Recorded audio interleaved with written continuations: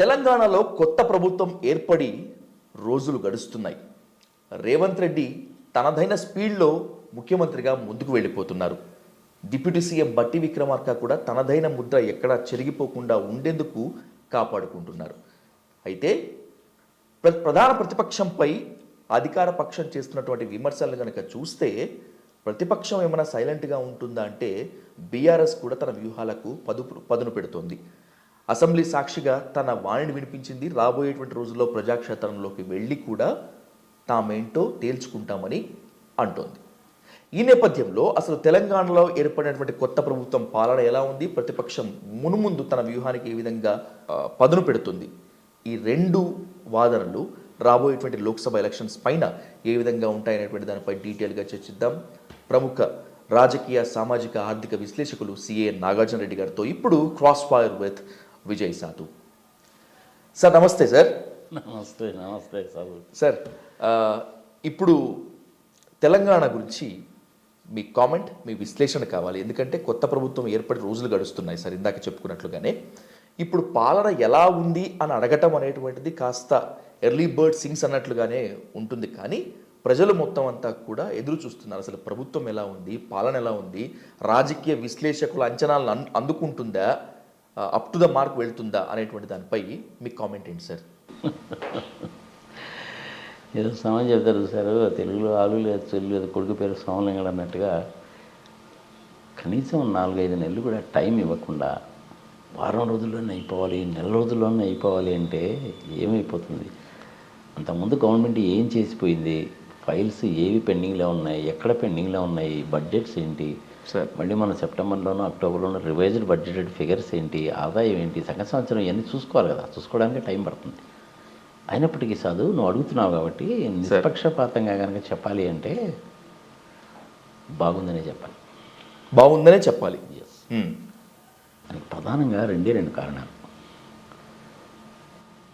ఒక కారణం ఏంటంటే చెప్పినటువంటి ప్రామిసుల్లో ఆర్టీసీ బస్సుల్లో మహిళలకి ఉచిత ప్రయాణం ఇంప్లిమెంట్ చేశారు. అంతకుముందు కేసీఆర్ గారు ఉన్నటువంటి దాన్ని పబ్లిక్కి ఓపెన్ చేశారు. ఆయన ఉన్నప్పుడు అసలు మినిస్టర్లకి, ఎమ్మెల్యేలకి ఎంట్రీ లేదు. ఇప్పుడు నాలాంటి వాడు, నీలాంటి వాడు కూడా పోవచ్చుగా, కనీసం చూడడానికైనా వెళ్ళొచ్చు. మరి ఇన్ఫర్మేషన్ నేను కూడా ఇంతవరకు చూడడానికి వెళ్ళలేదు. ఒక రోజు వెళ్తాను నేను. ఓకే, ఢిల్లీ వెళ్ళడం అనేటువంటిది ప్రతి ముఖ్యమంత్రికి కూడాను రెగ్యులర్గా జరిగేటువంటి పనే. కనీసం 5-6 సార్లు వెళ్ళాల్సి వస్తుంది. ఫండ్స్ తెచ్చుకోవడానికి, గ్రాంట్స్ తెచ్చుకోవడానికి, ఇట్లాంటి పనుల కోసం అని చెప్పి ప్రత్యేకమైన పరిస్థితుల్లో తుఫాను లాంటివి వచ్చినప్పుడు సహాయం అందించడానికి పోతుంటారు. 2 రాష్ట్రాల మధ్య ఏదైనా తగాదు వచ్చినా కానీ పోతుంటారు. నీతి ఆయోగ్ మీటింగ్స్ జరిగినప్పుడు వెళ్తారు. జిఎస్టీ కౌన్సిల్ వాళ్ళ మీటింగ్ జరిగినప్పుడు వెళ్తారు. అందుకని 5-6 సార్లు అనేటువంటి వాళ్ళు ప్రతి ముఖ్యమంత్రి కూడా వెళ్తారు. సరే, మన తెలుగు ముఖ్యమంత్రులకి ఏంటంటే హడావుడి ఎక్కువ. ముందుకు 10 కార్లు, వెనకొక 10 కార్లు. ఆ ముఖ్యమంత్రి గారు వచ్చినప్పుడు గెస్ట్ హౌస్లో దాంట్లో ఉన్నప్పుడు ఆయన వచ్చారు కదా అని రెడ్ కార్పెట్ వేసి బ్యాండ్ మేళం వాయించడం, ఇవన్నీ నేను చూశాను. కానీ ఉత్తరప్రదేశ్ కానీ, తమిళనాడు కానీ, వెస్ట్ బెంగాల్ కానీ, హిమాచల్ ప్రదేశ్ కానీ ముఖ్యమంత్రులు కానీ, బీహార్ నుంచి నితీష్ కుమార్, లాలూ ప్రసాద్ యాదవ్ వచ్చినప్పుడు చూశాను నేను. అందరికీ గెస్ట్ హౌస్లు ఉన్నాయి కదా. ఈ రకమైన హడావుడి అయితే నేను ఎప్పుడు చూడలే. Okay sir. రెండవ విషయం ఏంటంటే మేడిగడ్డ ప్రాజెక్టుని గురించి మనం చూసి వచ్చారు. It is a flop project అని చెప్పి అల్టిమేట్గా వాళ్ళు డిజైన్ చేశారు. ఇలా రాజశేఖర రెడ్డి గారు ఉన్నప్పుడు ఆ ప్రాజెక్ట్ అనేటువంటిది చేవళ్ళకి సంబంధించినటువంటి ప్రాజెక్ట్. అది 32,000 కోట్లతో ఎస్టిమేట్ చేస్తే ఆ రోజుల్లోనే, నేను కూడా ఉన్నాను అన్నమాట అప్పుడు వర్క్ చేసినప్పుడు.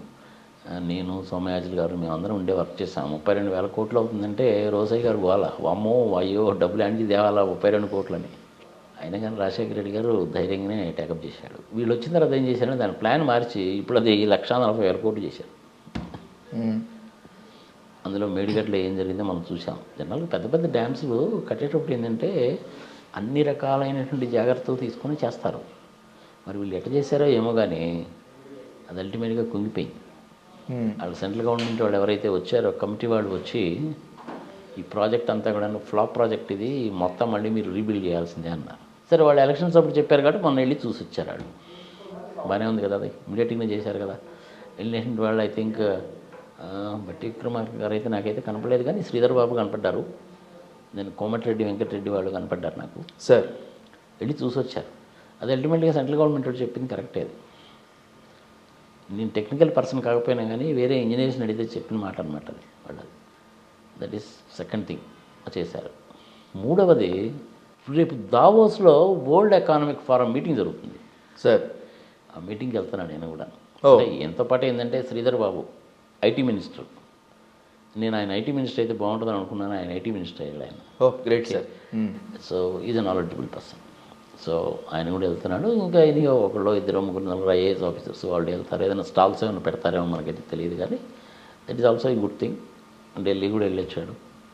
అటుపక్క బీజేపీ గవర్నమెంట్ ఉన్నాయి, ఇటుపక్క కాంగ్రెస్ గవర్నమెంట్ అయినా కానీ సిద్ధాంతపరంగా విభేదిస్తారేమో కానీ ఫండ్స్ తెచ్చుకోవడం, గ్రాంట్స్ తెచ్చుకోవడము, తర్వాత అది జిఎస్టీకి సంబంధించిన కాంపెన్సేషన్ ఫండ్ తీసుకోవడము, ఇట్లాంటి వాటిల్లో మటుకు వీళ్ళు చట్ట ప్రకారం అనేటువంటి దాన్ని పోతారు. రాజ్యాంగ ప్రకారం, చట్ట ప్రకారం వీళ్ళు అడగాల్సింది అడుగుతారు, వాళ్ళు ఇస్తారు. ఏదైనా ఒక 10 రూపాయలు ఎక్స్ట్రా ఇస్తే ఇస్తారు. సో అందుకని ఇప్పటివరకు యాజ్ ఆన్ టుడే వరకు కనుక చూస్తే సానుకూలంగానే ఉంది, చక్కగానే ఉంది, బాగానే ఉంది. ముందు ముందు ఏం జరుగుతుందన్న సంగతి చూడాలి. రేపు 10th క్లాస్ ఇంటర్మీడియట్ ఎగ్జామినేషన్లో మళ్ళీ పేపర్స్ లీక్ అయినాయని చెప్పి అప్పుడు గొడవ చేశారు కదా. అవును సార్. సో ఈసారి గట్టి చర్యలే తీసుకుంటారు. ప్రతి దానికి కూడాను 2 సెట్లో 3 సెట్లో పేపర్లు తయారు చేస్తారు. దాన్ని బట్టి అనౌన్స్ చేయడానికి మంచి చర్యలే తీసుకుంటారు. అంతవరకు బాగానే ఉంటుంది. ఇక అగ్రికల్చర్కి సంబంధించి సార్, ఇండస్ట్రీస్కి సంబంధించి హైదరాబాద్లో ఇండస్ట్రీస్ గురించి పెద్ద వరి కావాల్సిన పని ఏం లేదు. బట్ వరంగల్, హనుమకొండ, నిజామాబాద్, మహబూబ్నగర్ ఇట్లాంటి ప్లేసెస్లో వ్యవసాయం మీద ఆధారపడిన పరిశ్రమలు తీసుకొచ్చుకోవడానికి కానీ, టెక్స్టైల్ ఇండస్ట్రీస్ తెచ్చుకోవడానికి కానీ ఇట్లాంటి వాటికి ఉపయోగపడతాయి. పసుపు బోర్డు తీసుకొస్తానని చెప్పి ఆయన చెప్పాడు. నిజామాబాద్ రాలేదు కదా, మరి వీళ్ళు దానికోసం ప్రయత్నిస్తారేమో చూడాలి. Okay sir.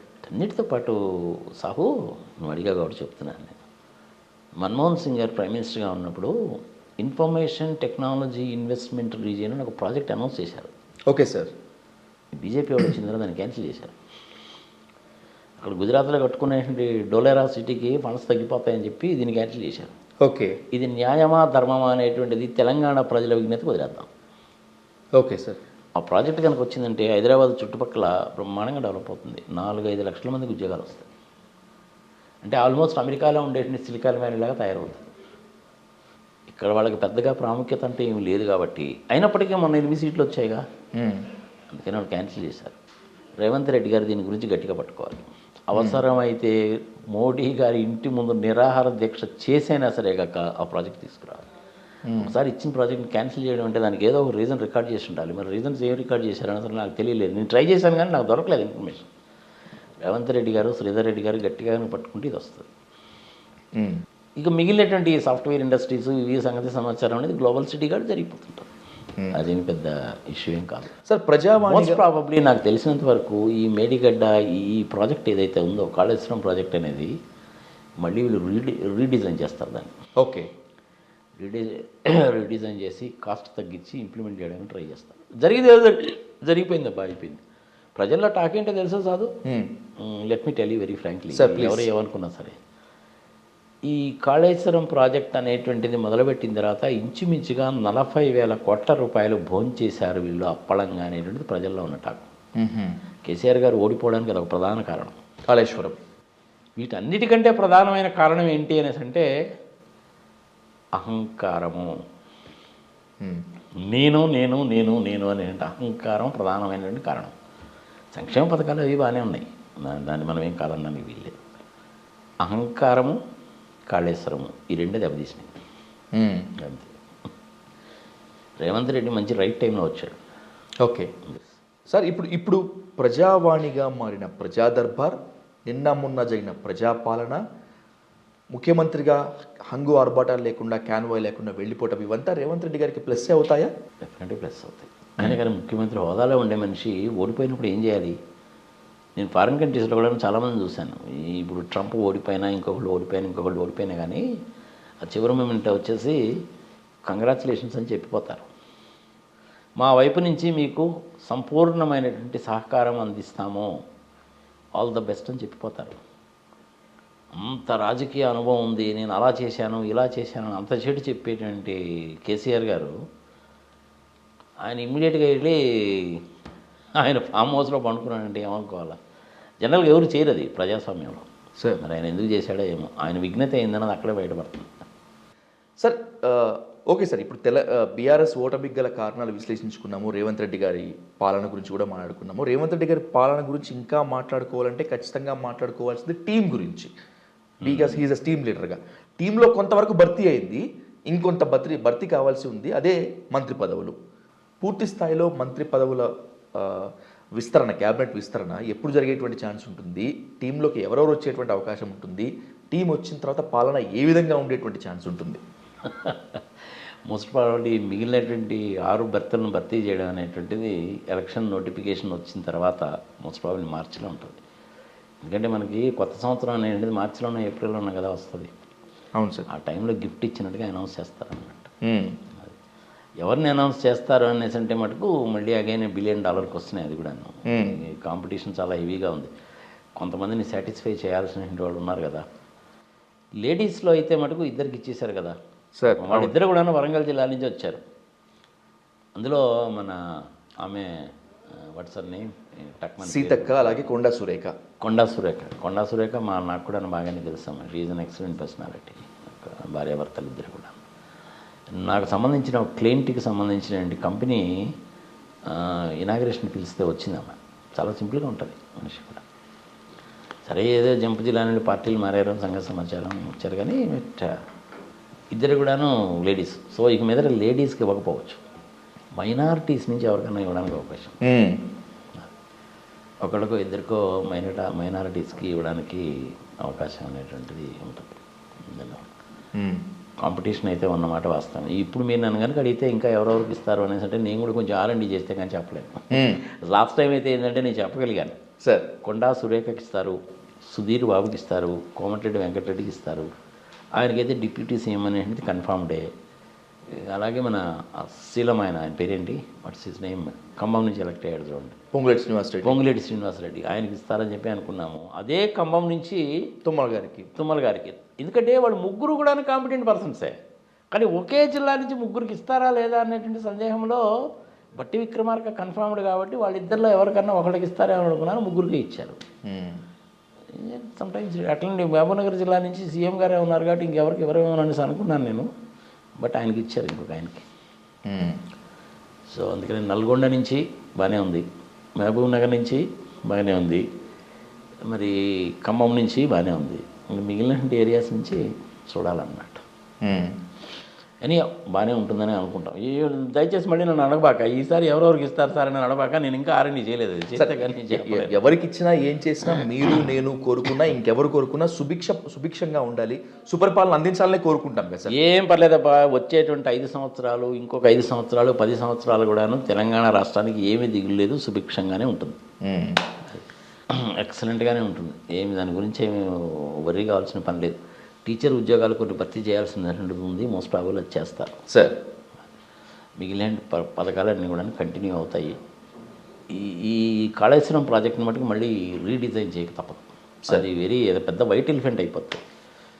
పవర్ బిల్లే చాలా వస్తుంది. అవును సార్. దాన్ని రీడిజైన్ చేయాల్సిందే. గ్రావిటేషనల్ ఫోర్స్ మీద వాటర్ వచ్చేసిన విధంగా దాన్ని కనుక రీడిజైన్ కనుక చేస్తే ఖర్చు తగ్గుతుంది, ఉపయోగంగా ఉంటుంది. ఒకసారి ఏమవుతుందంటే సాహు, నీకు నష్టం వచ్చినా సరే నడపాల్సిందే. సరే ఇప్పుడు TSRTC ఉందనుకోండి, సంవత్సరానికి ఒక 500 కోట్లు నష్టం వచ్చినా సరే నడపాల్సిందే, లేకపోతే ప్రైవేట్ వాళ్ళు దోచేస్తారు. చూస్తున్నాం కదా మనం. ఎందుకు ఇంకొక 10 రోజులు చూడు, హైదరాబాద్ నుంచి బయలుదేరి విజయవాడ, గుంటూరు, భీమవరము, నరసాపురము, అమలాపురము, ఏలూరు 17 బస్సులు చూడు ఎట్టుంటాయి. ₹1000 టికెట్కి 3000 వసూలు చేస్తారు. RTC వాళ్ళకి చేయలేరుగా. అవును సార్. సంవత్సరానికి ఒక 200-300 కోట్ల రూపాయలు బడ్జెట్లో నుంచి కనుక కేటాయిస్తే TSRTC లాభాలు పడతాయి.